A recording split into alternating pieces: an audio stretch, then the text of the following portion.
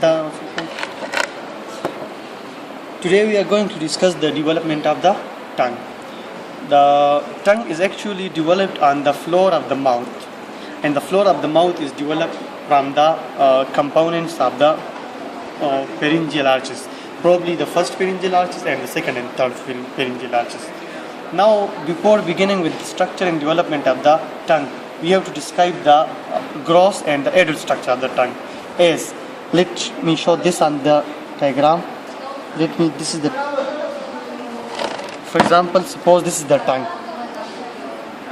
The tongue has two parts, the anterior 2/3, this one, and the posterior 1/3.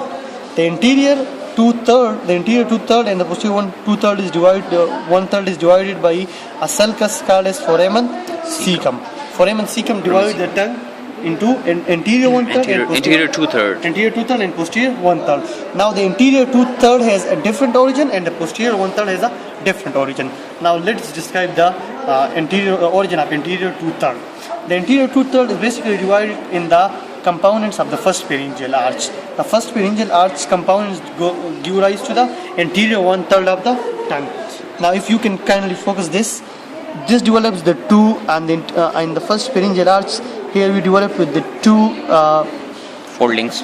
Two lateral swellings, and a median swelling. The median swelling is called as the tubercular empire. The median swelling for the development of the anterior 2/3 is called tubercular empire. Here it is not shown. It should be like here, and the two lateral folds are shown as here. The anterior one, as the embryo progresses, the lateral 2/3, the lateral foldings overgrow the medial fold, and hence the anterior 2/3 of the tongue is formed. This is the development of the 2/3 of the tongue. Interior 2/3 of. Now come to the posterior 2/3, the posterior 1/3 of the tongue. The posterior 1/3 of the tongue is formed by behind the foramen cecum. Behind the foramen cecum, we have formed the posterior 1/3 of the tongue. There are the two structures on the pharyngeal arches, second, third, and fourth, which gives rise to that. The one is called cupula, which is not shown here, and the second one is the hypobrachial eminence.